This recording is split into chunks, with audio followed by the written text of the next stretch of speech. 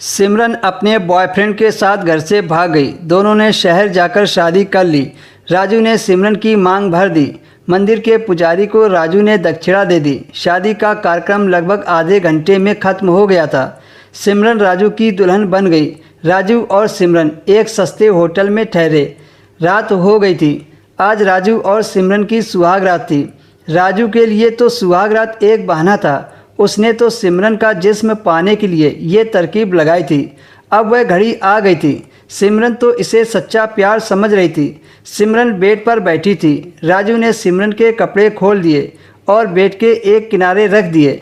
वह शर्मा गई। उसने सिमरन को बेड पर लिटा दिया और अपने कपड़े उतारकर सिमरन के ऊपर आ गया और ज़ोर ज़ोर से करने लगा।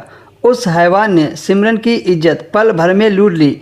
इधर जब सिमरन की माँ घर लौटी तो वह सिमरन को घर पर ना पाकर घबरा गई।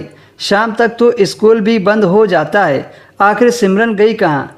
उसने तुरंत अपने पति को फ़ोन करके सिमरन के लापता होने की बात कही। सिमरन के पिता राजेश ने शाम को घर जाने वाली बस पकड़ ली। वह 2 घंटे में घर पहुंच गया। सिमरन की मां लीला ने कहा, मैं तो सिमरन को ढूंढकर थक गई हूं। उसका कहीं पता नहीं चला।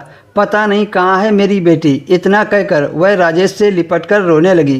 किसी बदमाश ने उसका अपहरण तो नहीं कर लिया? पुलिस को खबर करते हैं, राजेश ने लीला से कहा। नहीं नहीं, बेटी की बात है। पुलिस आएगी तो हमारी इज्जत भी चली जाएगी।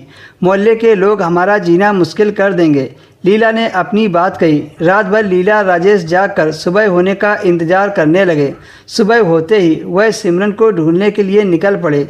स्कूल के रास्ते में लीला ने एक दुकानदार से पूछा, किसी लड़की को इधर जाते देखा है? दुकानदार ने कहा, कल दोपहर को एक लड़की लड़का के साथ बैग लेकर कहीं जा रहे थे। उसके बाद मुझे पता नहीं। माँ बाप को कुछ समझ नहीं आ रहा था। उन लोगों ने काफ़ी ढूंढा पर सिमरन मिली नहीं। वे थक हार कर घर लौट आए और इधर राजू सिमरन को होटल से निकालकर किसी आंटी के यहाँ लेकर पहुँचा। वह रेड लाइट एरिया था जहाँ लड़कियों को सजाकर ग्राहकों की खिदमत के लिए पेश किया जाता था। आंटी ग्राहकों से रुपए वसूलती थी। बदले में आमदनी का कुछ हिस्सा लड़कियों को मिलता था। आंटी एक कमरे में बैठी थी। आंटी, यह है सिमरन, मेरी नई नवेली दुल्हन। कुछ दिन यहाँ रुककर हम चले जाएंगे। राजू ने बड़ी सादगी से कहा।